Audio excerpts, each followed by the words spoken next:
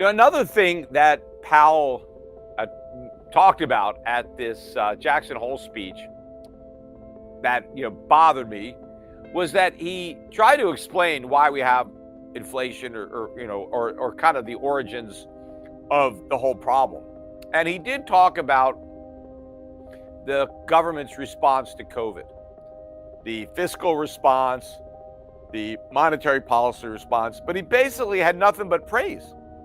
He was saying, this is what we had to do. We saved the economy. There was going to be a huge, depression or whatever it was. And so we spent all this money and we printed all this money. Yes, but those were mistakes. We didn't have to do that. We shouldn't have done that. I said that in real time. I pointed out how bad these mistakes were, that it was the worst combination of monetary and fiscal policy that I'd ever seen. Now they say, well, we had to do something because the economy was shut down for COVID. Well, we didn't even have to shut it down.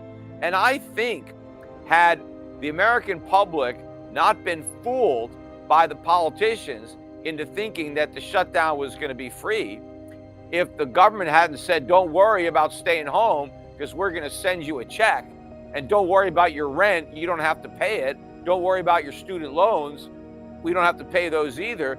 The government made it very easy to get the public to agree to shut down the economy.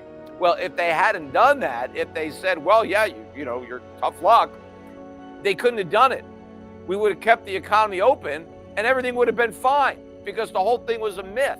We didn't have to stay at home. We didn't have to quarantine ourselves.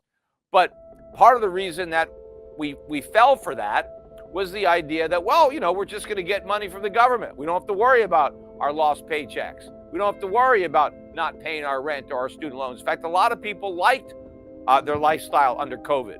You didn't have to work and you got all this money. So it was a mistake. The fiscal and monetary policy was a mistake. That's why inflation got as bad as it did. It was going to go up anyway from a lot of the money that we printed while Trump was in. And we printed money while Obama was there. So inflation was going up anyway. But this just really accelerated it based on the amount of money we've printed. And we haven't even felt all of it yet. We haven't even dealt with all of the price hikes that are still coming from the inflation that was created during COVID. I mean, that's coming up next. But Powell didn't really blame any of it. He was like, well, we had to do this. And then, prices went up. And he mentioned the fact that, we originally thought it was transitory, and so did everybody else. No, everybody else didn't think it was transitory. I was one of the people who kept saying that inflation is as transitory as subprime was contained. It was obvious that it wasn't transitory, but the Fed was just afraid to act because it didn't want to, raise rates based on all the debt. They only acted when they had no choice because inflation was such a big problem, they couldn't ignore it anymore. So they kept hiking rates until the banks started to fail. That's when they stopped hiking. It wasn't because they beat inflation. It was because their attempt to beat inflation beat the banks. It exposed the flaw in the insolvent financial system, and they had to call off the hikes in order to prop up the financial system. But now they have to start cutting rates because the financial system can't handle rates where they are. In fact, the only reason we've been able to handle that 5% rate is because the markets have expected rate cuts. That's why the long end of the curve, even though the Fed was up at 5%, the long end was still below 4%. It should have been 7 or 8%. The only reason it wasn't was because everybody knew the Fed was going to start cutting. But if the bond market knew that they couldn't cut, well, then long rates would have gone up and then we would have seen another collapse. But I think long rates are going to go up anyway, because what's going to happen is when inflation goes up instead of down, but the economy goes into recession, and now the Fed is sidelined. There's no way the Fed is going to fight inflation when we're in recession. The bond market's going to get killed. That's why this next recession is going to be so brutal, because it's going to be accompanied by rising prices and rising long-term interest rates. We've never had that, at least not recently, because Americans have always been able to count on lower rates. So yes, it's a recession, but I can refinance my mortgage and save some money. Well, no, that's not going to happen, because rates are going to go up during the recession, and so are consumer prices. Anyway, I want to start talking about politics because there's a lot of political news that came out this week. The first one was this Democratic National Convention, 4 days of utter nonsense.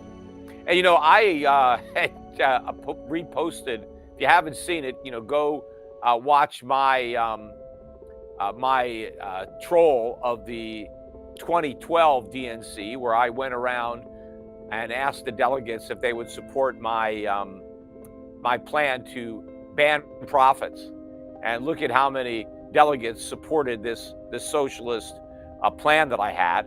And so that's how I knew that Kamala's socialist price controls would have a lot of support when there's already a bunch of Marxists that are already there at the Democratic National Convention.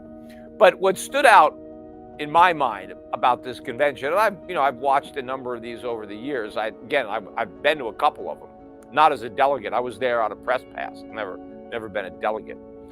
But I've never seen a convention where they vilified the opposition, the opponent, anywhere near to the degree that they vilified Trump. I thought that they would have had to have backed off on that kind of characterization, given the fact that someone tried to kill him, right?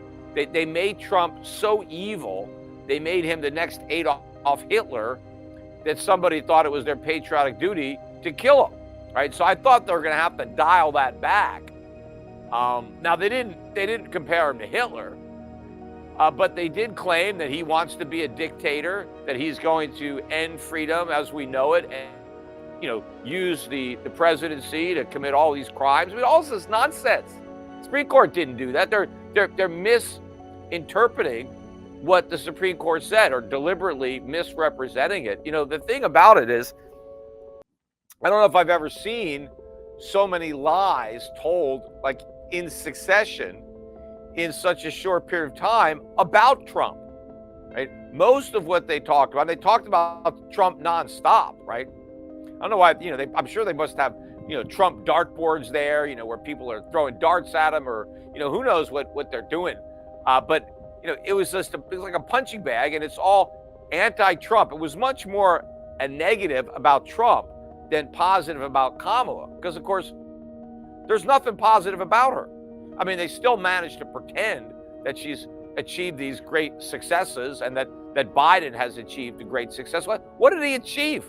What success has there been under the Biden administration? He keeps talking about all the jobs he created. He didn't create anything.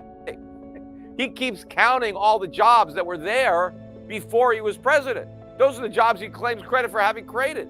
The jobs where people were furloughed due to COVID, and then COVID is over and the employers recall all the people, hey, come back to work. And now those people come back to the jobs they already have. And Biden's like, you see, look, I created those jobs. He didn't create anything. We actually lost full-time jobs since Biden's been president. And the fact that so many people are moonlighting right now, I mean, what if Biden ran, if his campaign, when he ran against Trump, was vote for me and I'll make it so you need a second job. Vote for me and you'll have 2 or 3 jobs instead of 1. Forget about having weekends with your family or being able to relax at night. You're going to have a second job. You're going to work an evening job, and then you're going to work over the weekend just so you can pay your rent and pay the grocery bills. Would people have voted for those type of jobs? Because those are the jobs that Biden created, right? Jobs that people didn't want, that they wish they didn't have. But unfortunately, they've got no choice because the economy is so bad that they've got to work 2 or 3 jobs, right? There is no success. They're touting this guy as if he's had this great presidency. It's been a complete and utter failure. Look at the national debt has skyrocketed. He's going to beat Trump's record for the most debt in any one term. Why are you going to celebrate that? I mean, what did we get for all this debt? Nothing. The economy is in much worse shape now than it was before we borrowed all this money. And now we have this bad economy with even more debt that we have to service.